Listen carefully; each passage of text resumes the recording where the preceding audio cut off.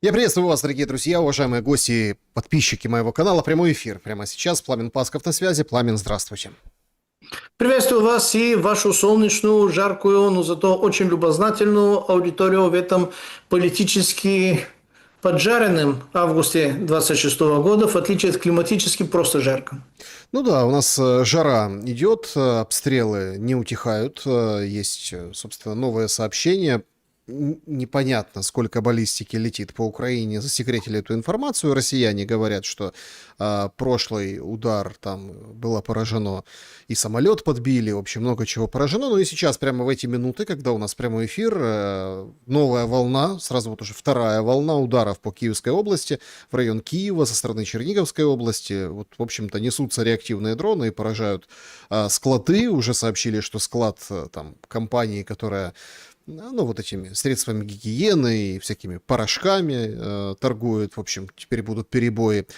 И как раз-таки вот под это утро Зеленский перезахоранивает Коновальца с почестями, там все, длинная речь, толкнул, говорит, вот мы там в истории тогда вот был разбрат, в общем-то, рассорились, недостаточно мудрыми, не должны повторить ошибки. Полковник, здравствуй, то есть полковник с возвращением. Вот такой лозунг.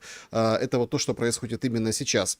Но если посмотреть на ситуацию в мире в общем, вот хочу все-таки с глобальных вещей начать наш сегодняшний разговор, а именно с ожидания, да, и обратного отсчета. Вчера там Политико расписали планы Си Цзиньпина в Америке. Это примечательно и интересно. Там Генассамблея ООН, но Си Цзиньпин на нее не едет. До этого встретится с Трампом. Ну и многие считают, что это какой-то Рубикон, да, вот что что-то вот изменится. И в Иране, и в Украине именно после этой встречи. Получается, 1,5 месяца примерно, ну там месяц с небольшим, нас все-таки вот будут кошмарить вот эти новости об ударах и, в общем-то, тяжелая ситуация.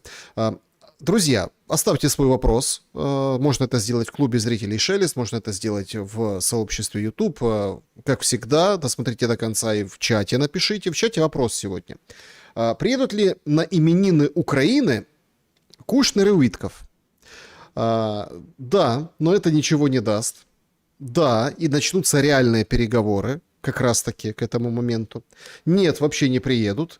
Или приедут на поминки. Ну, то есть, то, с чем они приедут и на какие руины приедут и с какими условиями, но это уже фактически как бы перелопаченная Украина. Вот такой опрос. Давайте с этого начнем. И в геополитическом измерении вот эта неопределенность. А жив ли дух Анкориджа?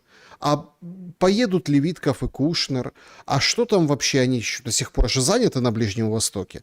Как вы видите, насколько с наступлением осени ситуация может измениться? Слушайте, Александр, вы задали вопросы практически на 2 передачи, но я постараюсь сужаться максимально. Вы меня, конечно, будете корректировать, вы же профессионал в журналистическом поприще. Начиная с цитаты, которые вы зачитали, что Си Цзиньпин едет в ООН, типа не для Генассамблеи ООН. Неправда. Поводом для его посещения является именно Генассамблея ООН, потому что Китай является одной из 5 стран-победительниц Второй мировой войны, которая родила после этого ООН, и именно поэтому у Китая есть сохраненное забронированное место в Совете Безопасности ООН, куда входят эти 5 стран, поэтому, хотя и формально, но он едет именно для этого, потому что это Генассамблея ООН, без 5 стран-победительниц быть не может, соответственно, Си Цзиньпин обязан, даже если ему сильно не хочется, там быть. Другое дело, что следуя именно этой логике, там должна быть и Россия, и там была Россия в виде своего верховного главнокомандующего. Последний раз это был 2015 год, когда Владимир Путин поехал туда, повстречался, пообщался с Бараком Хусейном Обама II, и буквально на следующий день по возвращению в Москву началась вот эта российско-сирийская операция. Ну, тогда они удивили весь мир, на этом мы сейчас подробно останавливаться опять не будем. У вас совершенно другой вопрос, причем развернутый. Поэтому я считаю, что император Си будет ехать в Америку формально ради Генассамблеи ООН, формально, ритуально, может быть, даже кое-как отметиться, может быть, там даст его фотографировать, возможно, даже каким-то небольшим спичем, либо он, либо там, товарищ Ван И отметится. Но главная причина, естественно, повстречаться с Дональдом Фредовичем и с американским клубом триллионеров. Либо с ним в качестве представителя американского клуба триллионеров, у которых есть достаточно острые Китай-зависимые вопросы с Китай-зависимыми ответами. Первый, если у нас вообще-то шестой технологический уклад уже шагает быстрыми шагами, причем военным образом, то бишь Palantir, Shield AI, General Dynamics, Lockheed Martin, все остальные, компания Raytheon и так далее, им остро для того, чтобы этот военный искусственный интеллект развивался, опережал всех своих противников и конкурентов, остро нужны компоненты для производства. А компоненты для производства искусственного интеллекта – это люди, которые пишут программное обеспечение, их есть.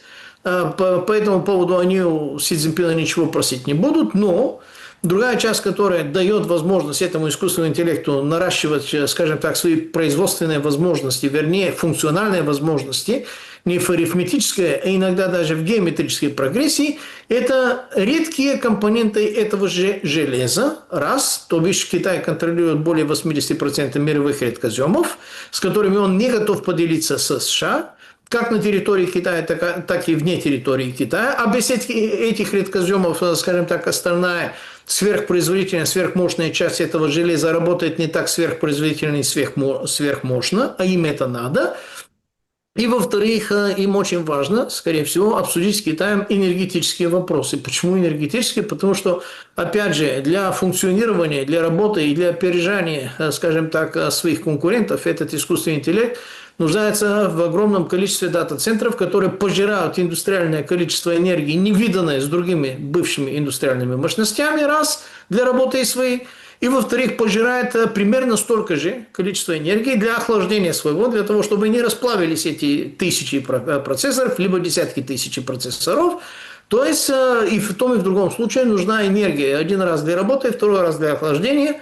И Китай может дать ответы, либо дать некоторые, скажем так, решения. Если согласится, но Китай не согласится. Китай максимум на что согласится, скорее всего. Ну ладно, купим у вас побольше сои для нашего соевого соуса, для наших там китайских ресторанов. Наверное, готовы купить у вас даже из зерна некоторые агрокультуры для того, чтобы порадовать ваши фермеры. Вполне даже теоретически возможно, что мы готовы купить у вас и свинину. Потому что китайцы самый большой потребитель свинины. Но если вы хотите перевести или продолжить разговор из этого агросектора в каких-то там военных там направлениях, ну уж извините, это у вас AUKUS. AUKUS нас сжимает, AUKUS готовится нас душить, AUKUS готовится нас приручать. Разберитесь с этим вашим AUKUSом, вы не разберетесь. Вы просто не разберетесь. Не разберетесь, потому что Китай сейчас опережает и США, и даже США плюс несколько из ближайших союзников, назовем их так деликатненько, дабы не сказать прихвостней, больших, немалозначимых прихвостней, с военной особенно точки зрения, Китай их опережает, по крайней мере, пока что чисто количественно. У Китая больше флот военно-морской Тихоокеанский, чем 7-й американский, то бишь Тихоокеанский американский флот, это 7-й американский. У Китая дроновая армия, скорее всего, большая в мире и, наверное, лучше управляемая в мире. Другое дело, что ее на зубок в военных реальных условиях еще никто не пробовал, но разве что война 4.0, которая на территории многострадальной Украины, где это уже посредственно, это уже немножко другое. Да, это пример того, что может быть. И Америка имеет вопросы для решения с Китаем, где после этой встречи 24 сентября, я уверен, что последует встреча до около или непосредственно после 3 ноября. Если будет на то время, потому что примерно тогда же я отдаю более 70% вероятности, что если удар по Ирану, вернее война масштабная, большая, крупная, не менее крупная, чем та 34 дня, которая была против Ирана, я даю 20-30% на вероятность 20 августа по 15 сентября, но 70 плюс я бы и дал процентов вероятности, что это будет непосредственно после 3 ноября. в силу разных причин. Это тоже не безразлично Китаю по той простой причине, что удар по Ирану – это удар опосредовательно по России, ну, процентов на 20-30, может даже на 40, и удар по Китаю процентов на 60 плюс. То есть Китаю не безразлично, как будут бить, гасить, деиндустриализировать, громить и ломать Иран, которые А будут? будут Тут тоже, однозначно. понимаете, такой момент. Нет, конечно, Трамп грозно сказал, что Ормузский пролив будет территорией Америки, но он сегодня сказал, завтра не сказал. А где Гренландия? Да? А где Канада?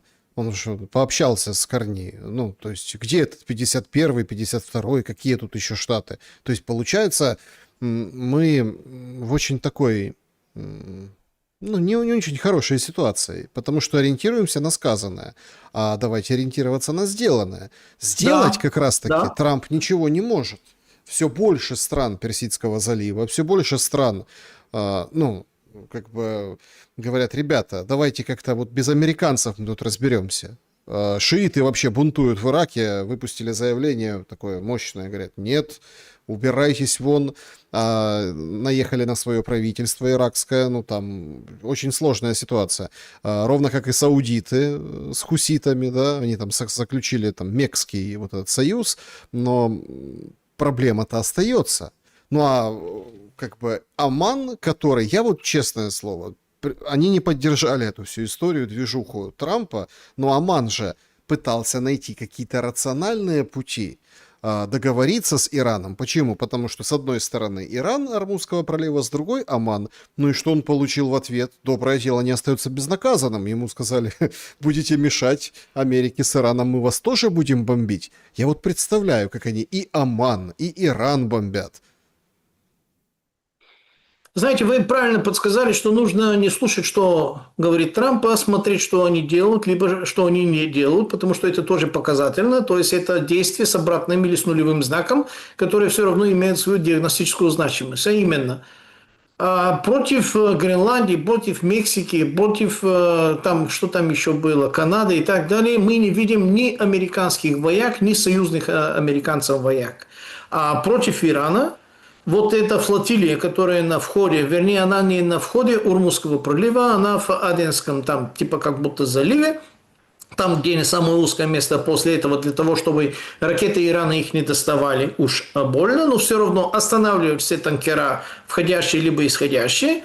Там вот эта американская грозная военно-морская военно-воздушная сила не удалилась, прибавляется, преувеличивается, и готовность и Израиля от 3 до 5 степени, 5 это максимальная, пилоты уже в самолетах, двигатели уже заведены, и бомбы уже подцеплены под крылышками, что называется, это и есть 5 степень готовности. Несколько раз уже было сверх-вниз, вниз, то есть это осцилляция, которая изматывает нервы, но все прекрасно понимают, что это не просто демонстрация, это действительно готовность для того, чтобы измотать готовность Ирана встретить вот этот совместный удар, который уже планируется. Почему я считаю, что 70-80% вероятность именно около выборов? Если республиканцы выиграют, что на самом деле я не вижу ни одной причины, чтобы это было, то значит терять больше нечего, и Трамп махнет, скажем так, на все тяжкие. Если республиканцы проиграют, то значит, опять же, терять нечего. Вернее, я неправильно сказал. Если республиканцы выиграют, то тогда у него все карты в руках, и он тогда начнет. Если республиканцы проиграют, терять больше нечего, он все равно может, вернее, не может, а махнет, если до этого это не сделал. Потому что если Трамп, как сказать, был готов уже попытаться упаковать это свое поражение каким-то другим политмаркетинговым ходом и назвать это как-то по-другому: победу мира, победа Трампа, победа неважно какая и так далее и тому подобное. Вот эта грозная сила там, во-первых, не оставалась бы, и, во-вторых, она не увеличивалась бы, а она продолжает увеличиваться. Там корабли продолжают прибывать, там снабжение продолжает прибывать, там все производственные мощности, которые должны чем-то как-то наращивать, увеличивать, они продолжают по всей. Значит, по поводу самолетов это флай-радары, по поводу этих самых морских судов, это Maritime, или забыл, как эти там, средства возможности слежки, что называется, в режиме реального времени, они указывают на то, что там идут желтые потоки кораблей, которые постоянно туда скапливаются, они не уменьшаются. Поэтому, судя по этим действиям, и судя по этим мотивам, и судя по этой там хронологии, я лично уверен, что бой будет, и этот бой – это вопрос того, как он будет. Главное, что будет ли наземная операция. Для наземной операции потери гарантированы. Потери гарантированные огромные. Измеряются, они будут измеряться не тысячами, скорее всего, десятками тысяч.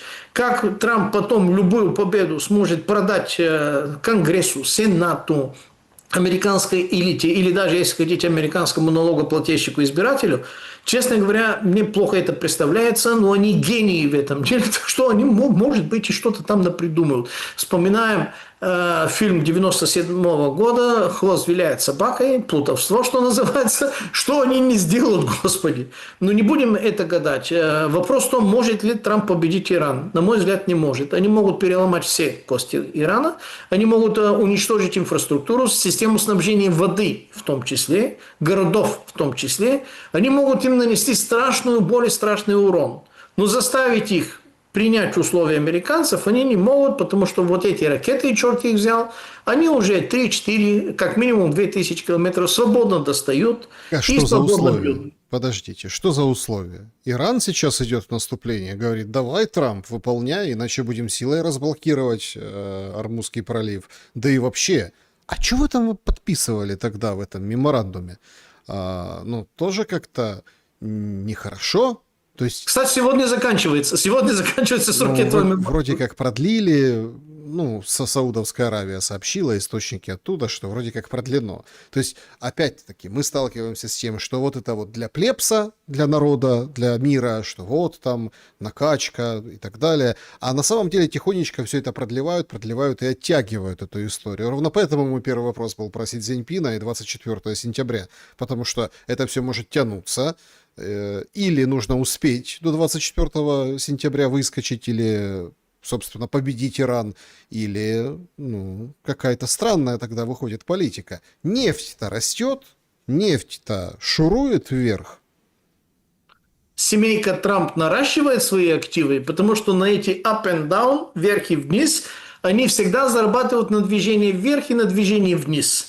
Они умельцы этого дела, они вайши, то бишь презренные торговцы, поэтому они это монетизируют. Но вы здесь, понимаете, упомянули такое достаточно ключевое слово, которое немножко скользкое, слово под названием Оман.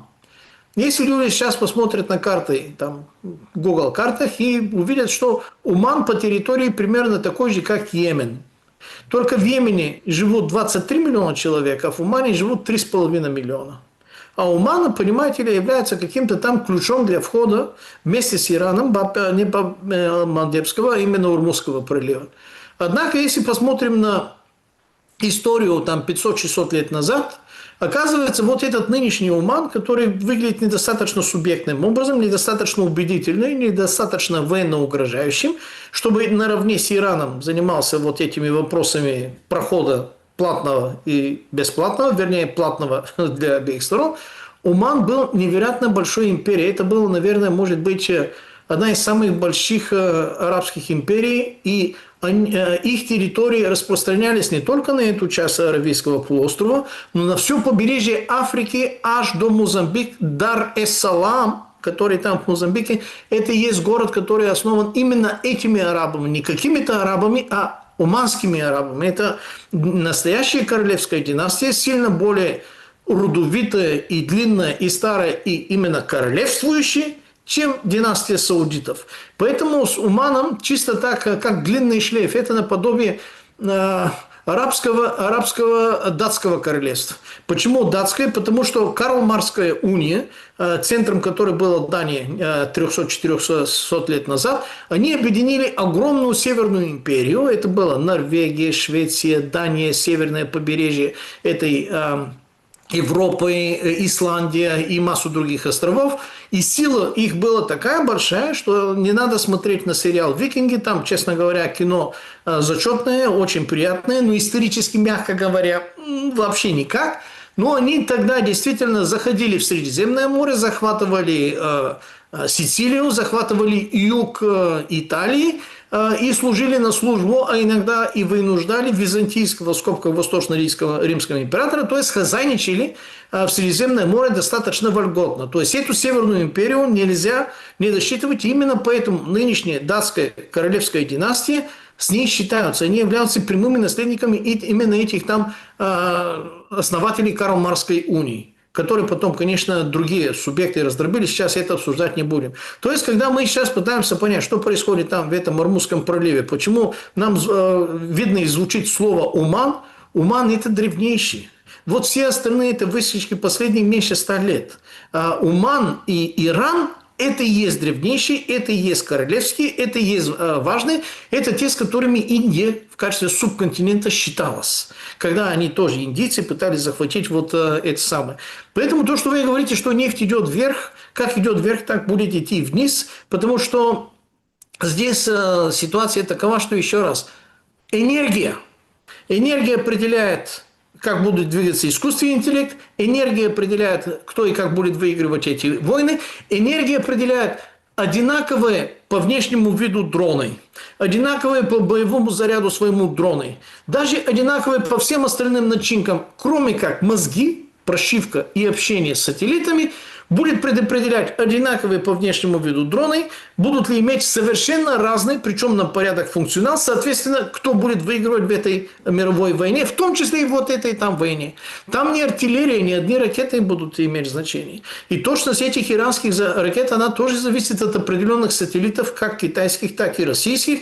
Точность она зависит и от прошивки, и от неофициальной, но зато реальной помощи и Китая, и России. И разрушительная мощь вот этой иранской баллистики пока что противоядия не имеет, потому что период, то бишь противоракетная оборона против этих ракет, она стоит зачастую в разы, а иногда и на порядок дороже, чем ракету, которую она должна сбивать. И поэтому одну ракету Перио, например, ТАТ, ее производят, ну, конечно, могу сейчас ошибиться, но, по-моему, больше года производят одну ракету ТААТ.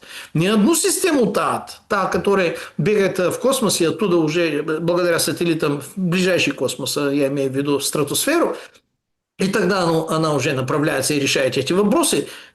Оружие шикарное. Просто это означает Смотрите, алмазным молотком бить по камням. Ну, это вот что такое. По дронам, да, вышел материал в Нью-Йорк Таймс сегодня. Украинские операторы дронов все чаще используют коммерческие снимки спутников, да, для того, чтобы искать и поражать российские объекты, самое разное.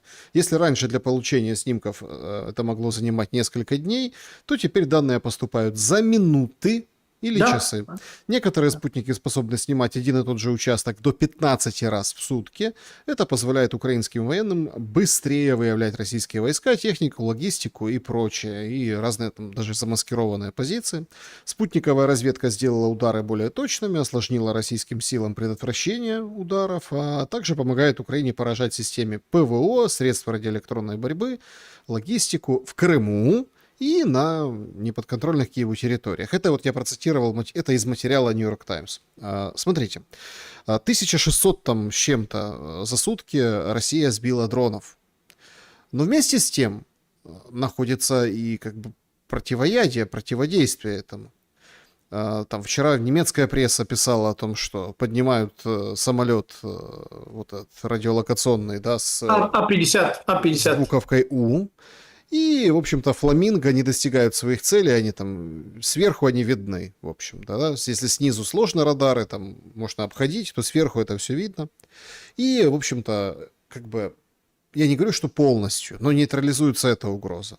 1600 дронов, пожалуйста, как бы нейтрализовано, да, летит, попадает. Ну, вот, например, в Московской области незначительное повреждение этого склада Wildberries, но, тем не менее, наверное, будут бить еще.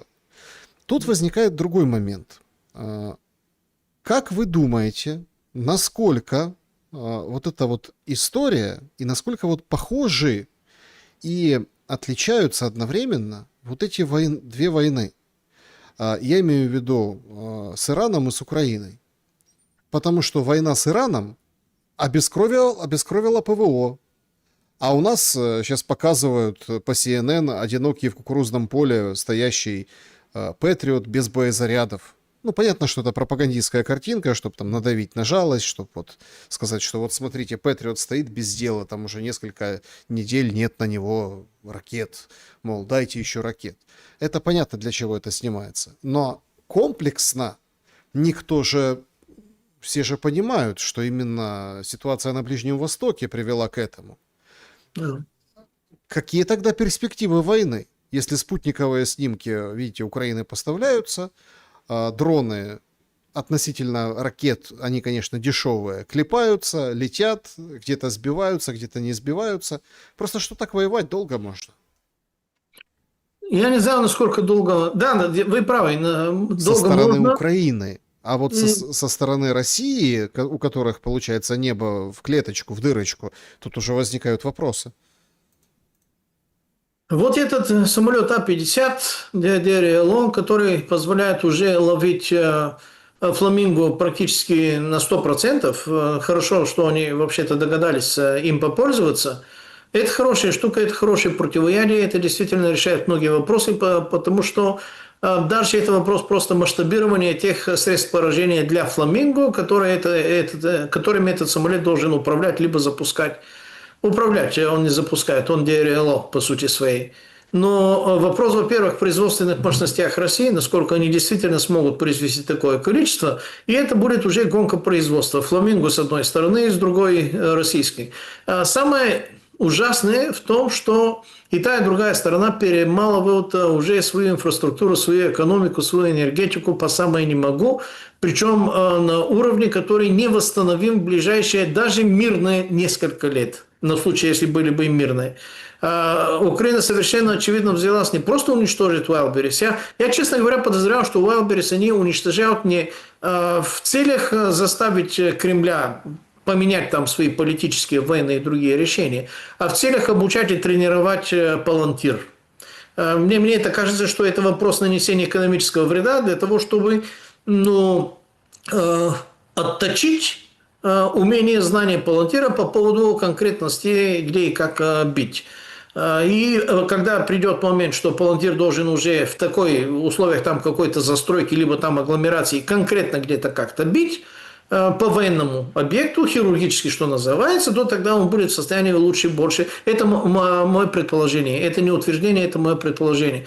Но суть в другом. Суть в том, что из 4 главных портов, которые являются главными экспортерами более чем 80% российской нефти, они взялись достаточно конкретно и серьезно уничтожать главный порт Новороссийск, причем на днях, он большой. Его надо такие удары, например, наносить, наверное, десятки раз, чтобы полностью уничтожить его.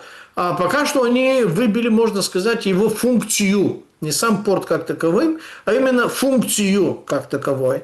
Они параллельно с этим, вернее, украинская сторона, через территорию Латвии, абсолютно беспроблемно, то есть без никакой реакции со стороны России по поводу Латвии, ну, кроме как вербальной. Вербальной, вы знаете, это дырку не сделает, слово дырку не сделает.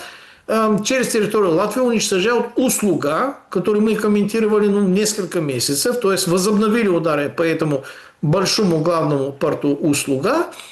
И чуть правее от Услуги, опять же, на Балтийском побережье России, и был, вернее, есть все еще самый навороченный, самый современный, опережающий даже многие зарубежные аналоги, без иронии, это признание настоящих профессионалов, порт Приморск. Его тоже уже бьют. То есть, если они будут продолжать выбивать вот эти 4 порта, внизу порт Новороссийск, ну и порт Туапсе, который кратно меньше, конечно, чем порт Новороссийск по экспортным возможностям своим, это знаете, меня немножко не то что удивило, а впечатлила реакция Роберта Бровди, мадьяра. Поскольку из порта Новороссийск идут голубой поток газа в сторону Турции, идет и бывший южный поток, который должен был бы идти в сторону Болгарии, но в силу там событий американские сенаторы приехали в Болгарию, запретили болгарскому правительству под угрозой страшной и ужасной, чтобы у вас не было Косово, мы вам устроим Косово, если вы будете проводить этот газопровод, они отклонили его в сторону Турции, то есть из порта Новороссийск в сторону Турции, а Турция это субъект, Турция это страна, государство, это держава, и султан Эрдоган, это с ним шутки плохие, я опять же не иронизирую, со всем уважением это я говорю, Роберт Бровди написал по поводу убиенного турецкого моряка, там несколько жертв, но по поводу одного он отписался, что так он сам виноват, если он там грузит зерно, которое типа как будто наше, и вы хотите потом это продавать, но он сам расписался, и причем написал и адресовал это письмо родственникам этого моряка, которые обратились к нему в качестве главного ответственного за то, что совершили с турецким кораблем. То есть странная такая украинская дипломатия. Им удалось очень качественно и глубоко, свирепо поссориться с Белоруссией. Отношения и так были, мягко говоря, что называется. Им удалось там ультиматумы, и там Лукашенко. Им удалось очень качественно и глубоко поссориться с Польшей. Героизация вот этих убийц польского Это не народа. просто героизация. Смотрите, тут же прям целое шоу устроили. Это сегодня. Во-во-во-во! Вы с этим начали сегодня. Вы с этим Да, это начали. вот сегодняшнее событие. Значит, до этого 14 числа, в 88-ю годовщину, ну, этого Коновальца, 14, да, и, понятно, 88, Белецкий прощался с ним под факелами, устроили такое шоу, а сегодня вот государственные почести. Примечательно, что тоже очень интересно. Значит, ну, церемония, там все, тоже был Белецкий, эти все редисы, вся там верхушка Украины. Флаг, который был на гробу Коновальца, Зеленскому вручили, представляете? Ну, вот идет эта процессия, ему вручили. Эстафету передали, да? Это, ну, а как еще сказать, понимаете? Ему тут просто вручили этот флаг с гроба. Ну, простите, пожалуйста. Нет, ну, может, там какой-то протокол, может, конечно, еще что-то. Я, если честно, абсолютно не понял, зачем кости было изначально отдавать Белецкому под такой какой-то полуритуальный, какой-то сатанинский шабаш возле греко-католической церкви в Украине. А сейчас я не могу понять, что ему этот флаг с гроба Коновальца. Ну, то есть, если это не Вероника Феншуй с, простите, вот этим песком, который там, землей, который не тягали с кладбища для того, чтобы династию строить, если это не вот эта вот некромантия, то, ну, как бы, других объяснений у здорового человека нет.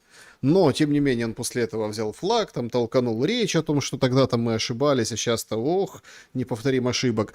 Ну и вот, в общем-то, эту процессию, так сказать, закончили в этом мемориальном кладбище, который плывет от наводнений, вот поместили эти кости. Абсолютно неверующего человека, богоборца, но все вот эти вот крестились, когда там бросали этот горсть земли ему в могилу. Ну, это война символов и знаков в чистом виде. И эти ребята просто буквально вызывают духи нечистой силы на своей стороне. То, что, наверное, в сказках казалось бы какими-то там мифами, небылью и вообще-то именно сказками, мы видим уже наяву, как эти люди обращаются к антигероев потустороннего мира, антилюдей в буквальном смысле этого слова, слуги сатаны, не побоюсь я этого слова, выражаясь немножко христианскими, скажем так, терминами, эти богоборцы, как вы правильно их назвали, эти разрушители православной церкви на территории Украины, тоже в буквальном смысле этого слова, они сами себя обрисовали не просто нацистами, они обрисовали себя антихристами и антилюдьми в буквальном смысле этого слова. И когда мы видим вот эти кадры, специфические, как они собираются и передают себе эти символы, как они к этим символам относятся, это просто означает, что те кадровые изменения, которые сейчас происходят в политической верхушке Украины, то, что мы обсуждали, что смена министра обороны, смена главкома и так далее, это просто не кадровая замена каких-то кругов и каких-то интересов, а это и наращивание, скажем так, звериного оскала, который будет нужен для нового витка эскалации в этой войне, который люди думают, что все видели уже. Многое видели, но не все. А вот эти, которые имеют определенный специфический образ, который и вы, и я постарались сейчас обрисовать, они намерены довести дело до еще более, скажем так, сатанинских вершин. Давайте напомним один такой неблагоприличный, можно сказать, если не сказать более весомое, более хлесткое слово, факт, что с тех пор, как после 24 февраля 2022 года началась вот эта фаза войны, не началась война, а именно эта фаза войны началась, за 5 лет цена внутренних органов на международном рынке трансплантологии упала в разы. Не с процентами, не на десятки процентов, а упала в разы. Когда падает цена таких, скажем так, ценнейших запчастей, выражаясь тоже этой же там, сатириазы, что называется, падает, когда спрос откуда-то, где-то, как-то идет огромный. Ну, назовите мне, пожалуйста, Не другого спрос, источника. не спрос, предложение. Предложение, да. Ну, предложение, давайте да, так, простите. нет, это, конечно, рынок, безусловно, но давайте честно. Ну, поменять себе какой-то орган, это, во-первых, очень дорого, это очень ограниченный круг людей, или там есть необходимость это делать, да, это в основном западная медицина, продвинутая медицина. В основном, я не буду говорить, есть операция по пересадке, это уже как бы мы в 21 веке живем, и сейчас... Но это все равно, ну, как бы конечное или там небольшое, ну, я не буду говорить одно и то же, ну, практически одно и то же количество людей, ну, с там, заболеваниями или просто там какими-то, да, ну, скажем так, тяжелыми состояниями. То есть это немного людей. А предложение получается большее, оно двигает цену. Ну, то есть, вот такая вот история. Раньше же как?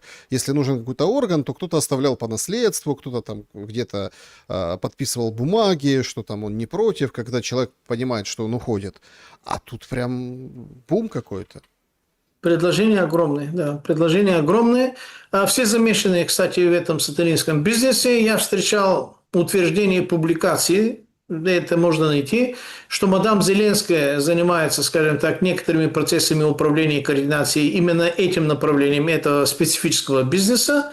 Но не буду больше это утверждать. Главное то, что Украина, вернее, политическая верхушка Киева, не буду говорить Украины, потому что украинцы это совершенно другое, политическая верхушка нынешнего Киева удалось качественно разругаться с Белоруссией, с Польшей, с Турцией, с Ираном. И знаете, не побоюсь этого слова, с Болгарией.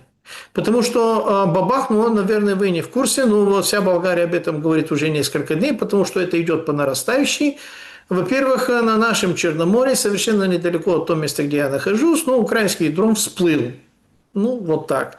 Пытались его представить российским, потому что официально болгарская политическая верхушка, она же политически правоверная, но никак не удалось. Потом всплыл еще один, буквально здесь, вчера, не вчера, позавчера, вот здесь, на том пляже, где я сейчас нахожусь. А 4 дня назад, или 5 уже, это не суть, украинский дрон заехал на территорию Болгарии и взрывался в пару сотен метров от болгарской компрессорной станции магистрального газопровода «Дружбой» и в 600 метров от компрессорной станции в Румынии. То есть это на границе между Болгарией и Румынией. Болгария – это населенный пункт Кардам, в румынской стороне это по-другому там называется. Обе компрессорные станции меньше, чем километров дистанции друг от друга. И этот дрон взрывился как раз именно ближе к болгарской компрессорной станции. То есть он старался, целился как минимум в одну из этих компрессорных станций. Почему он не попал? Потому что когда есть компрессорная станция, есть, естественно, средство небольшого такого традиционного реба, спуфа и так далее и тому подобное. Сработало, но дрон был боевым, взрывался. Пытались потом его представить, типа хлопок, как будто шина какая-то там. Это он разведывательный, там упал, и это был... Нет, он взрывался. Он взрывался. Ровно так же, как этот дрон, который на пляже в Геленджике старался ударить именно, опять же, компрессорную станцию российскую. Из ПВО он упал на пляж, убил 7 человек и ранил 40 человек. Там охота украинских, скажем так, мадяровцев, то бишь этих там кадров Роберта Бровди, они уже начинают стараться разрушать газовую инфраструктуру не только России, не только на территории России, но и вне территории России, в том числе и на территории стран НАТО. То есть, если Украина уже начинает производить реальные военные действия, потому что это и есть военные действия, военный дрон на нашей территории взрывается с нашей магистральной инфраструктурой, компрессорные станции, и румынские, и болгарские, это натовские страны магистрального газопровода. А кто друг там остался вообще-то? Есть друзья? Нет. А в условиях войны тебе друзья должны быть не на вес золота, а на вес алмазов. И ты должен из ряда вон, из кожи лезть. Сталин во время войны дружил, союзничал и с Америкой, и с Великобританией, потому что надо было. А сейчас вот эти странные ребята сделают так, что, честно говоря, огромная часть болгарского народа приветствует, радуется и поддерживает успехи российского оружия и не радуется, либо не верят успехам украинского оружия, грубо говоря, болеют за Россию. Ну вот если вот так вот завершить тему с этим коновальцем, этими костями, ну вот фотография, да, этой могучей кучки, которая руководит Украиной, и всех пригнали, там Сибига, Шмыгаль, Мощи! видите. Александр, правильное слово, мощи. Ну, я не знаю, как если выкопали из земли, а потом это вряд ли мощи, понимаете? Ну, ладно. Значит, смотрите, тут Корецкого притащили, он оглядывается, у всех рука на сердце, у Стефанчука на самом дорогом, на талии, если это можно назвать талией, но один Буданов как-то специфическим образом, своим образом отдает честь. Честь Буданов отдает Коновальцу. То есть Буданов и Стефанчук отличились на фотографии, да, по большому счету. Но ведь тут же возникает другой момент. А почему вот это вот Зеленскому, как вот этой зеленой мухе-цокотухе, удается копеечку находить? Вот смотрите, вот это же кадры, они же публикуются открыто, полностью. Есть же там болгары, да, а есть поляки, а есть там венгры. Ну, то есть есть члены же Европейского Союза. Это же вроде как, ну, они же полноправные, полноценные. И вот люди, они смотрят на это все, и получается, что всех все устраивает. То есть у меня вопрос исключительно понятный, шкурный. Ведь это, вот эта история с перезахороненными костями, с вот этим всем, скажем так, непотребством, которое происходит, это же на деньги европейских налогоплательщиков.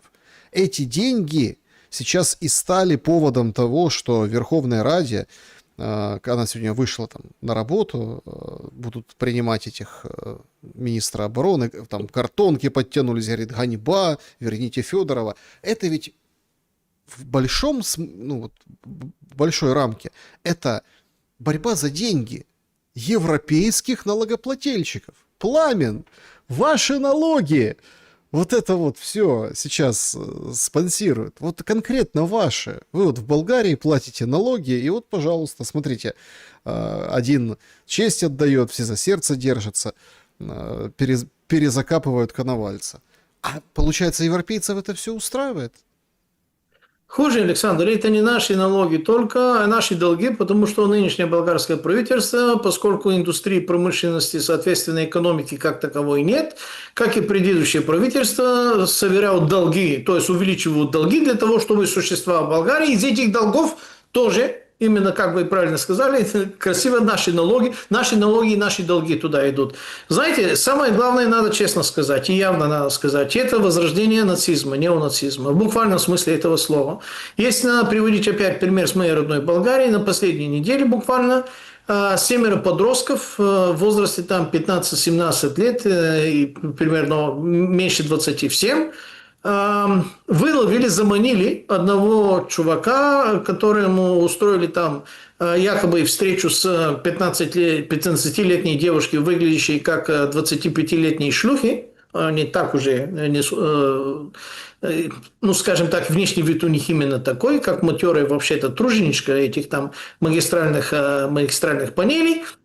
Он приехал 37, ну, он полудурачок, он человек немножко, скажем так, не сильно умственно развитый. Он добряк, он такой наивный, жены у него нет, семьи у него нет, и он просто пытается завести какие-то там контакты, попал на этот сайт, приехал на эту встречу в городе Пловдиве, там город на 7 холмах, как Киев, как Москва, как Рим, как и Византион, то бишь Царьград, не суть. Там его эти 7 подростков 1,5 часа избивали до смерти, убили его. Все они в этих там свастиках фотографировали со знаменами. У него там перелом ребер, перелом черепно-мозговой коробки, перелом, разрыв печени, разрыв легкие, разрыв почек. Все, что можно было разрывать. 1,5 часа просто его избивали. Полуживого его достали в больнице он скончался. Соответственно, они все это фильмировали и выкладывали в ТикТоке. А как же? На телефонах их нашли предыстории, где они тоже заманивали других, таких беззащитных легких жертв. Типа как будто борьба с педофилией. Они с педофилией типа борются, подставляют вот эти там шлюшки. Педофилия у этой девушки есть молодой человек, с которым ведут активную половую жизнь достаточно давно, можно это так сказать. А она же вроде бы 15-летняя, да. А он не педофил, а это тот, которого пригласили, который ее не тронул и который даже не попытался ничего сделать. Его сразу вот так. И когда стали полиция заниматься, потому что это лежбище и сборище нациков, молодых нациков, Гитлер-Юген, там нашли не схрон, а как сказать, берлогу нашли, берлогу. В этой берлоге Святослав Славков, единственный болгар, который пошел на территорию Украины сражаться против России, можно сказать, что он даже не воевал. Он надел форму, сфоткался, и на первый день, когда заступил где-то, туда приехал, и его не стало. То есть даже не успел ни с кем вообще сражаться. Но там шарф с его именем, героика, естественно, вся наци-символика, украинская наци-символика, то есть там схрон неонациков. Где этот схрон? В городе, не схрон, а берлога. Эта берлога оказалась собственностью недвижимости пловдивского адвоката, который является активистом болгарских демократов. Не просто активистом, его выдвигали, его баллотировали, над ним крышевали. Как раз именно эти болгарские, либерал-демократические. Сурусята и все остальные. Все гракнули вообще-то пытаться защищать вот этих молодых убийц, садистов. Кстати, пару из них, когда в суде их призвали, они описались. Натурально они описались. Они ничего не скрывали, на их телефонах все нашли. Это просто это вакханалия садизма. Они сначала кошек драли вживую и фильмировали, и выкладывали в ТикТоке. Соответственно, потом перешли на люди. То есть вся эта цепочка, она... И все это в оболочке возрождения неонацизма. Гитлер был прав, фюрер был это самое. 8-8, как вы сказали. Знаете, кто производитель? Этот клуб называется «Кровь и честь». Оказалось, что вот эту идеологию, вот этот, скажем так, формат, вот эту субкультуру, назову это таким образом, 1987 год, все еще Советский Союз был, произвели мануфактурным образом в Великобритании и запустили ячейками, как сеяч, который сеет на территории Европы и, соответственно, Восточной Европы. Вот уже вот эти ядовитые плоды, которые сейчас есть и на территории Украины, и на территории Болгарии. Здесь какой-то югент растет. Такой югент на территории Украины давным-давно вырос. И даже уже, скажем так, принимаете эту эстафету, которую вы так красочно описали, поэтому мне не стоит это повторять. Это целый процесс возрождения неонацизма самым что ни на есть натуральным образом, причем не только на вербальном идеологическом уровне, но с определенной политической оболочкой, которая должна его защищать, индульгенцией, я хотел сказать. Вот политической индульгенции. И это не только в Болгарии, это не только в Украине. Это есть везде уже. Поэтому то, что мы с вами обсуждаем, это не изолированный случай. Болгарское законодательство есть достаточно пунктов Уголовного кодекса, которые инкриминируют распространение этой идеологии, несение вот этой свастики, татуировки, символики, шапки, все инкриминировано от 1 до 3 лет. Плюс 5000 лева там штрафа и всякое такое. Сейчас собираются это увеличить, ужесточить. А здесь это уже, понимаете, субкультура, которая занимается убийством людей, выдавая это за какую-то местную героику борьбы с педофилией. Как этот сам... Кстати, Максим Марцинкевич, тесак, который там скачался в челябинской тюрьме, вот эти местные либерал-демократы в попытке защитить вот этих молодых социалистов говорят, так это из России пришло. Это Максим, Не, ну понимаете там ли, понятно, Тесак, если это кошка, он тут... кошка бросила котят, это Путин Да, да, виноват, да, это конечно, понятно. конечно. Ну вот понимаете, эти же дети, они выросли. Вот сегодня в Одессе приняли 10 районного ТЦКшников. У них 15 эпизодов зафиксировано, там избиение, в общем, ну, работа ТЦКшная. Им как бы их приняли, задержали, в общем, инкриминируют подозрения. Вот что нашли у одного на заставке телефона. На заставке телефона. И картинка искусственным интеллектом создана, там бус, дюк, все как положено. Одесский РТЦК ТСП Одессы. Дуй, пакуй и комплектуй. Но у меня есть, конечно, продолжение классическое. Все равно получишь буй, понимаете? Но они вот так это себя, вот так себя несут, вот так видят. Они вот так живут. Дуй, пакуй и комплектуй. Вот так вот. Смотрите, какой ударник, работник ТЦК. Как рьяно относится к своей работе комплектования вооруженных сил. А это выросшие вот такие дети. Понимаете? Из вот этих вот ячеек. Вот к чему я привел этот пример. Как вы думаете, ну, раз появляются вот такие товарищи, для которых это романтика, дуть Да. и паковать Героика. героика, то как тогда с этим бороться? Есть только одно лечение, и это называется 3 словами. Иосиф Виссарионович Сталин. То бишь большевики-ленинцы 21 века должны выжечь каленым железом все это. Это лечится судоплатовым, это лечится СМЕРШем, это лечится всеми наличными средствами для того, чтобы эта зараза прекратила свое распространение. В противном случае это будет распространяться, потому что, еще раз, придумано это в мозговых центрах 1987 года в Великобритании.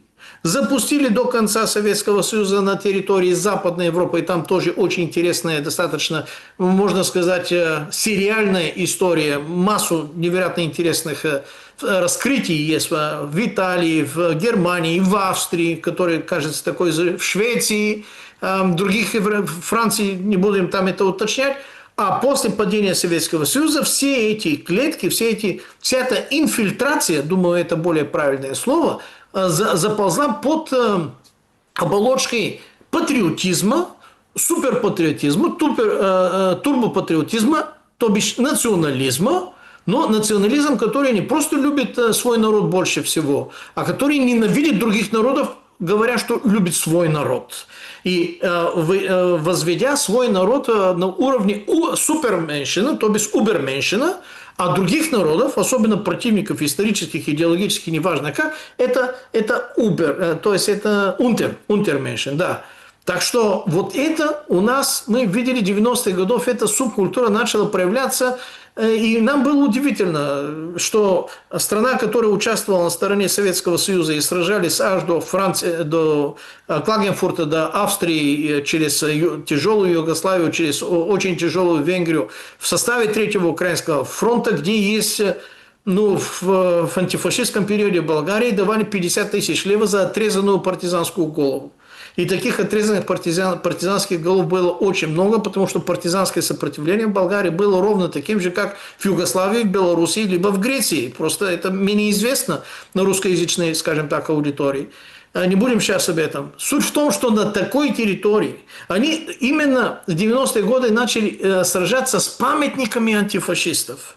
И совсем недавно, буквально пару лет назад, памятник советской армии в центре Софии, где изображены один советский воин, болгарка с мужем и с ребенком, маленьким младенцем на руках, под оправданием, что ну, там есть трещины, нужно ремонтировать, нужно реставрировать. Нарезали его И сейчас, ну, коротко говоря, снесли верхушку вот этого памятника, обманув народ. Хотя народ это знал, и пару-тройку месяцев караул даже давали, с полицией сражались, в конце концов сделали вот эти ограждения как перед строительным объектом, потому что типа что-то там свалится, кого-то там убьет.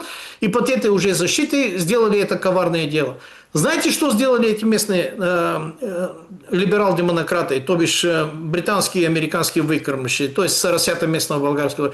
Торт сделали с частями вот этих нарезанных, то бишь человека, ребенка и так, и поедали этот торт, то есть занимались ритуальным каннибализмом. То есть это не физический каннибализм, торт это, но они поедали части человечек, которые там нарезаны именно этим тортом.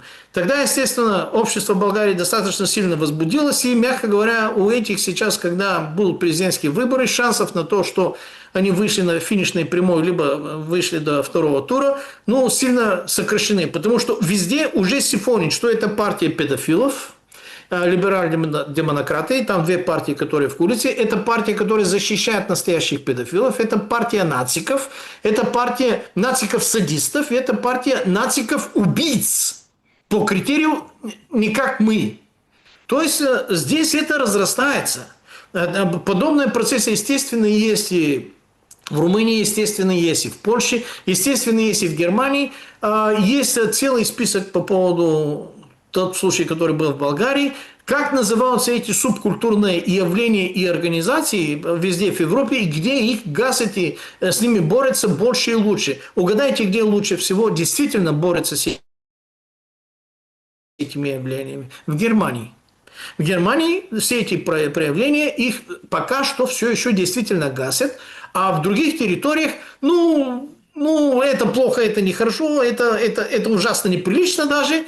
Да, даже есть какие-то сроки, которые предусмотрены, но, в общем, ничего критичного. Вот отношения в других странах, кроме как Германии. В Германии, в том числе Федеральной Республике Германия, то есть Западной Германии, продолжают относиться остро к этим проявлениям и не позволяют им собираться и организоваться, хотя попытки продолжаются.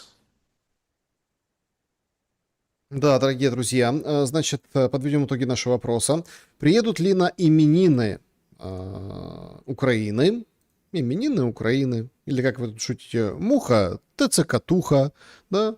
Уитков и Кушнер будут или нет на Дне независимости Украины? 4% да, и начнутся реальные переговоры. 27% приедут уже на поминки, то есть их приезд будет не на именины, а вот когда уже все уже решится, вот тогда они приедут, и вот уже это будет как бы все, что останется от Украины. 32% да, но ничего это не даст. Приедут, уедут. Ну и 37% считают, что нет, не приедут. То есть или приедут, но без толку, или не приедут вообще. Это вот так вот больше, видите, ну, почти 60% людей проголосовали. Спасибо большое, что проголосовали вот так. Что скажете, Пламен? Ну, знаете, и Витек и Зятек, они тоже евреи, но они евреи, для которых это имеет значение. А для Зеленского, который типа как будто тоже еврей, очевидно, это, ну, даже не знаю, как израильтяне к этому относятся, к этим его действиям. Героизация не только тех, которые уничтожали промышленным образом, можно сказать, подручными средствами поляков, но которые убивали людей в Бабе-Миру, которые убивали евреев, в том числе и на территории Украины, во Львове и так далее. То есть как наследники этих выживших евреев или спасенных в Освенциме, в Дахау, Бухенвальд и Майданик и так далее, как эти люди относятся к этому руководству Украины, которое сейчас возглавляет, ну, типа еврей Зеленский? Я не знаю. Для меня это очень интересный познавательный вопрос. Ищу ответов и не могу найти, хотя переписываюсь и общаюсь с болгаро- и русскоязычными израильтянами, с которыми могу общаться. Все они относятся, мягко говоря, так же, как и я. Но как относятся на государственном уровне, на институциональном уровне, ну, людям как-то, ну, не услышал ни одного внятного ответа. Поэтому вот эти два еврея, риэлторы, Витек и Зятек, я думал, что они не приедут, поэтому я склоняюсь к этому четвертому ответу, что они приедут. Потому что в этой эстафете, в этой там героизации входит и то, что эти люди, которые сейчас героизируют, убивали и наш народ, еврейский народ, богоизбранный, просто потому, что они евреи. Поэтому мы с этим не хотим, по крайней мере, институционализироваться, фотографироваться, поддерживать, потому что нам это уже, западло, что называется. Я поэтому считал, что четвертый ответ самый вероятный. Если они могут нас удивить и могут приехать, значит, они такие же, как сказать, сильно специфические евреи. Позор еврейского народа, я бы и сказал. Зеленский позор еврейского народа, безусловно. Будут ли они приобщены к этому позору еврейского народа, это им предстоит показать или доказать. Посмотрим. Да, друзья, переходим к вашим вопросам. Спасибо большое, что их оставляете. Начнем с чата трансляции. Нет, начнем с клуба зрителей. Здесь тоже очень интересно. Тут меня поправляет аудитория. Спасибо, что подписываетесь. Спасибо, что мы вместе. Поправляет в каком смысле? Что, Александр, вы там очень неправы насчет ограниченного количества людей, нуждающихся в трансплантации органов. Сердце, легкие, это понятно. Но вот почка, печень, роговица уже сейчас нон-стопом поток. В богатых странах население стареет. Хронические болезни. Уже у каждого третьего, или если не второго в ЕС и США уж точно. Поэтому поток, например, почек, роговицы должен быть неиссякаем. Печень — это циррозы, рак печени — такая вещь. А вот... то есть проблема, да, то есть что-то проблема, а что-то уже на потоке. Спасибо за уточнение. И зрительница Анна пишет нам вот что. Задает к вам вопрос. Уважаемому Пламену очень быстрый вопрос. Чтят ли болгары великого болгарского баса Бориса Христова? Помнят ли о нем? Я считаю его лучшим исполнителем партии Бориса Годунова. Замечательный голос. Он национальный герой, да. Чтят и помнят. Хорошо. Чтят и помнят, да. Так, поехали. Петр, вопрос. Пламен, Мельник, Шухевич, Коновалец, Бандера вряд ли хорошо ладили между собой? Ой, да. Не потому ли они не выражали желание быть похороненными в Украине? Потому как предвидели, что их там упокоят крышка к крышке и друг к дружке. Я продолжаю считать, что возвращение вот этих, скажем так, человеческих останков или нечеловеческих останков, людей, которые расписались в нелюди, это внешне инспирированные действия просто потому, что даже такому кадру, как Зеленскому, его специфическому окружению, там Белецкий, там, как его, там Регис и так далее и тому подобное, им достаточно очевидно и понятно, что если они будут делать это именно так демонстративно, это, мягко говоря, будет иметь определенные резонансы не только в нашей с вами студии, но и на совершенно серьезном институциональном международном уровне, даже если об этом никто говорить громко не будет. Поэтому я считал, что они сделали это действие по внешней указке. Я считал, что это внешняя указка, это именно Великобритания, которая в 1987 году запустила вот этот ядовитый вирус своей вирусной политической лаборатории для выполнения определенных политических целей, управляемых именно ими. И поскольку они действительно рулят большинством процессов на территории Украины, то это их рук дело, вернее, это их указки дело руками Зеленского и его вот этого уже перечисленного окружения. Но это мои догадки. Так, следующий вопрос. Здравствуйте, Василий, Одесса. Пламен, в прошлом эфире, отвечая на вопросы зрителей, вы сказали, что ваша партия на выборах шла с девизом «Вон из НАТО и Европейского Союза». Вопрос. Да. Допустим. Болгария выходит из НАТО и ЕС. Что предлагаете вы? Какой путь развития вне этих организаций вы видите для Болгарии? Неужто опять побратаетесь с русскими братушками? Или Болгария имеет потенциал на, так сказать, свободное плавание? Спасибо за ответ. Да будешь жив и здрав. Мира добра. На свободное плавание имеют шансы и возможности только государственные агломерации 300 плюс миллиона населения с достаточным количеством ресурсов и с выходом на определенных, скажем так, морских путей, океанов и морей. Естественно, Болгария такой не является. Вон из Европейского Союза и НАТО означает, что если бы у нас это получится, или когда у нас это получится, мы выберем путь христианского нового социализма. Для того, чтобы попробовать на зуб, можем ли дойти до коммунизма, это другое дело. Но вернуться к тому, что было более человеческим, более справедливым, более образованным, более ответственным, более правильным и лучше соответствовало, скажем так, нашей старой православной, скажем так, истории с момента создания практически православия, Андрей и Павел приезжали именно в Филиппи, то бишь в городе Пловдиве в 165 году, распространяют вот это Слово Божье далеко до Никейского собора, то есть первые крещенные именно апостолами, можно сказать, не 165, 100 лет раньше они приезжали. Это зафиксировано, так что это единственный нормальный путь для нас. По той простой причине, что моральный кодекс коммуниста, по сути, был списан с 10 Божьих заповедей. Просто тогда, согласно канонам бородатых Маркса и Энгельса, надо было, чтобы мы обозначали себя атеистами, и Бога типа как будто нет, но списали именно с 10 Божьих заповедей, как должен выглядеть моральный кодекс коммуниста. Так что вот это лицемерие надо убрать в сторону, надо честно сказать христианский социализм. Потому что единственное плохое, что было в нашем и в вашем социализме, это то, что мы старались жить именно по Божьим правилам, но без признания Бога. Сейчас по-правильному надо признать этот Бог, для того, чтобы и гармония была, и чтобы лицемерия не было. Вот то, что я думаю, мы должны сделать. Следующий вопрос. Привет Димитровграду из Димитровграда на Волге. Вопрос Пламену. Тихоокеанские заявления Путина – это реальное обещание или пустое? Ваше мнение? Нет, это реальное намерение, из которых вряд ли что-то получится, потому что для того, чтобы у тебя это получилось, во-первых, у тебя кишка не должна быть тонка, раз, он человек мягко и очень деликатно выражаясь, крайне нерешительный по поводу таких решительных заявлений, раз.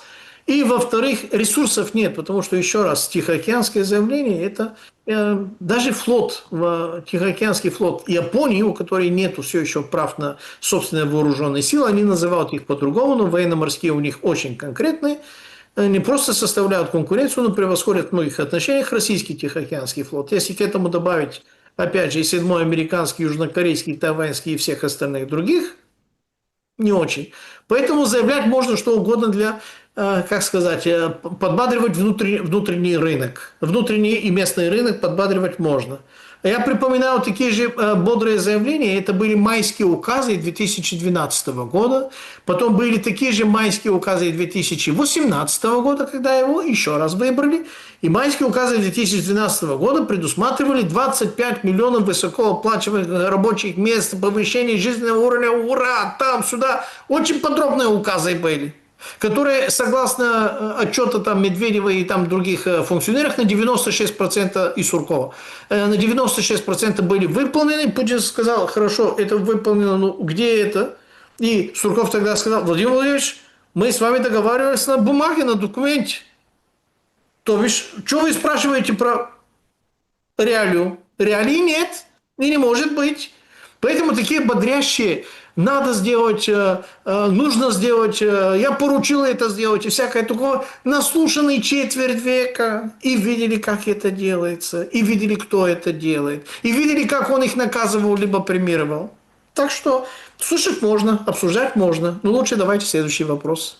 Так, следующий вопрос у нас от... Ну вот от пользователя. С какой целью вводили Оксана войска? где? Александр, где наша Оксана, которая Не, специально... Оксана нет. С какой целью вводили войска в Афганистан СССР и США? В чем разница, если можно, коротко? Ну, коротко, конечно, можно, но это будет недостаточно. Ладно, будет коротко, потому что мы в режиме Блиц. Когда Соединенные Штаты входили в Афганистан, продукция опиумного мака умножилась в 9 раз за меньше, чем за 2,5-3 года. Совершенно уже дальше понятно, что им было нужно из Афганистана. Они это вывозили, потому что Афганистан это не потреблял. Так что на этом ответ по поводу США готовый. Когда Советский Союз ходил, потому что были там, во-первых, интернациональные дома, во-вторых, там уже стали работать и со стороны Пакистана, и со стороны других активистов, мягко говоря, против законной власти Афганистана, которая была на стороне Советского Союза. Советские воины там сражались, но строили фабрики, строили детсадики, строили школы, строили предприятия, и часть из этих построек работает и функционирует и по сей день. И опиумного мака не было, и все это было уничтожено. Так что короткий ответ примерно вот таков. Угу. Наталья задает вопрос. Добрый вечер. Вам желают из Приморья. Когда все закончится, Европа увидит нацизм? Будет новый Нюрнберг со смертными приговорами, как вы считаете? Спасибо. сожалению, Нюрнберг был не потому, что эти люди были нацистами, а потому что, и я имею в виду чисто юридически, как было формулировано, они нарушали законы военного времени, то есть их убивали, то есть их приговаривали к высшему меру наказания за то, не за то, что они воевали, и не за то, что они распространяли нацистскую идеологию, а за то, что, например, они били по цивильным объектам, за то, что они отдавали приказы уничтожать цивильных людей, то бишь нарушать правила ведения войны. Это главное, за что их судили.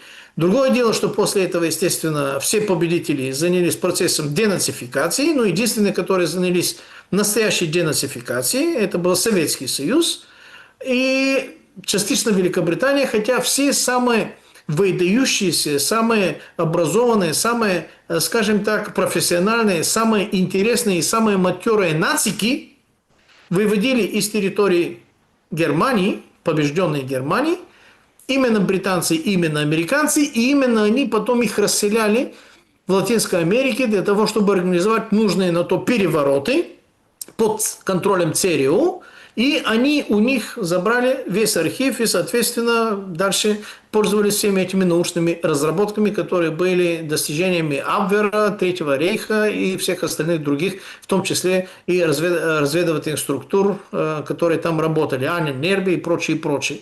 Так что частично эта борьба по поводу денацификации и осуждений была лицемерием, недоделом, и из огромного количества, скажем так, действительно виноватых осудили, какой-то мизер. В одной только Франции казнили по 300 тысяч человек, в том числе и проституток, которые обслуживали немецкие войска. А на Нюрнбергском процессе судили вот эту небольшую часть верхушки Германии, количественно, сколько там, несколько десятков человек, что ли? Вообще-то мизер какой-то. В каждой из стране Европы, в том числе и в Болгарии приговорили к смертной казни 2 с чем-то тысячи, из которых больше 1500 были исполнены, либо они скончались до момента вынесения приговора. То есть везде казнили и приговаривали кратно на порядок больше, чем на Нюрнбергском процессе. Поэтому на новом Нюрнбергском процессе для того, чтобы не было нацизма, во-первых, должны дойти настоящие победители, надеюсь, генетические наследники народа победителей Советского Союза. И в этот раз поблажек быть не должно. Это нужно выжигать каленым железом. Максим спрашивает, увеличили лимит вывода денег с Украины. Что это значит, как вы думаете? Увеличен объем вывода денег из Украины? Да. Честно говоря, я не знаю, во-первых, как это мониторится. То есть мониторятся вот эти банковские трансферты или мониторятся там на таможне наличные средства, которые гражданины. В виду, можно вывозить большее количество денег. То есть раньше там лимит был, условно, 100 тысяч, сейчас 200, условно. Честно, не знаю, как это комментировать, но это, естественно, удобно для тех, которые сейчас покидают территорию Украины, которые не хотят вернуться после каких-то отпусков. Если на отпуск нужны несколько тысяч, а на длительное проживание, то бишь на иммиграцию нужны больше, они таким образом почему-то способствуют возможности иммиграции зажиточных. Не обычной бедноте, а именно зажиточных. То есть, опять же, мы возвращаемся, не буду долго распространяться, благо мы это много раз говорили, что это война богатых против бедных. Богатые украинцы не воюют, богатые русские тоже не воюют. Воюют и погибают, и убивают Иван против Ивана, Петр против Петра, Алексей против Алексея. Беднота, который не может откупиться, либо который по уши в долгах и в ипотеках, и пошел воевать в надежде на то, что его не убьют. Так что они сейчас сделали лазейку, судя по вашим словам, для среднего и верхней части среднего класса, то бишь для зажиточных людей, чтобы они смогли смыться тут с территории Украины. Тут еще такой момент, тут еще инфляция. Инфляция. Это признак большой инфляции, потому что в евро вообще будут копейки. Так, вопрос Пламену. Будут ли судить российское руководство за развязывание войны? Будут ли такие процессы? Спасибо. Борис интересуется. Не думаю, но, честно говоря, такой теоретический сценарий никогда нельзя отвергать, потому что пока что война не закончится, абсолютно все сценарии за и против, плюс и минус возможны. Поэтому, если по каким-то причинам Москва проиграет, именно Кремль проиграет военную составляющую, чтобы кто-то их судил, не, их осудят заочно. Как и сейчас, МУС вообще-то приговорил Путина, и если он появится где-то там, римские статуты и всякое такое, ну, формально они обязаны его арестовать, поэтому он туда не летает и туда не появляется. Если Турция вступит в войну, на чьей стороне будет Болгария? Все зависит от того, во-первых, чью сторону или против кого будет воевать Турция, раз. Потому что Турция может вступить в войну и против Болгарии. Понятно тогда, Болгария на чьей стороне будет. Ту войну, которая мне видится со стороны Турции, или вернее против Турции, это война Израиля, Греции и греческого Кипра против Турции. Это возможно. По той простой причине, что есть только две страны в мире, которые физически могут уничтожить государство Израиль, достаточно мощное и сильное, это Турция и Иран. И поскольку Турция ведет себя, мягко говоря, не очень дружественно, это очень деликатно выражаясь, по поводу Израиля, заявляя себя защитником мусульманских братьев, то бишь Хамас, и против так называемого геноцида в Газе, то я считаю, что это, естественно, небольшая такая политическая демагогия. Речь идет о линейных метрах и километрах, о возможности право доступа на побережье Леванты, то бишь на доступ к Левантийскому газовому месторождению, которое огромное. То есть там каждый линейный километр имеет огромное значение. Огромное не только газовое, не только энергетическое, не только финансовое, геополитическое в буквальном смысле этого слова, либо геополитическое региональное. У Турции есть некоторые побережья, у Кипра есть, у Ливана есть, у Сирии есть и у Израиля есть. И у Газы, кстати, есть напротив как раз вышки вот эти платформы, Тамар и Афродита находятся, и там Израиль добывает, но это должно числиться типа как будто это Газы. Так что вот когда речь идет именно о таком конфликте или о такой основе этого конфликта, все остальные мотивы могут быть придуманы. А в таком конфликте я не думаю, что Болгарии нужно занимать любую сторону, потому что Болгарию уже втянули в двух больших конфликтах, хотя об этом никто официально не признает. Болгария соучастничает и является военным поддержником Украины против России, Болгария соучастничает и является военным соучастником Америки против Ирана. Ни Россия, ни Иран нам войну не объявляли, военные действия против нас не совершали, в отличие от Украины, которая уже совершила, как я уже рассказал. Поэтому с этим странным антиболгарским поведением, против национального интереса, против здравой логики и против здравого смысла, который пока что извергает либо следует болгарское, так называемое болгароязычное правительство, надо найти какую-то управу. Если мы будем во главе Болгарии, Турция, ну, я уже сказал, если Турция будет воевать с Израилем, с Грецией и с греческим Кипром, это их дела. Наше дело туда не вмешиваться. Если на нас кто-то нападет, тогда это уже наше дело, естественно. Кстати, знаете, Александр, буквально 5 дней назад, скорее всего, вы знаете, ваша аудитория не знает, произошел воздушный бой между греческими и турецкими военно-воздушными силами. Это был симулятивный бой с настоящим вооружением. Они произвели абсолютно все маневры, атаки друг на друга без запуска. В этом сражении это не учение, это действительно напряжение по поводу Додеканезии. Вот эти острова, которые от Гюкчая до Дарданелли до Родоса, там греческие острова. В этом сражении сражались F-16 против F-16, и те и другие F-16 являются подконтрольными самолетов ДРЛО Sentry AWACS S-3. Так что американская сторона решает и разрешает, будут ли производить настоящие пуски.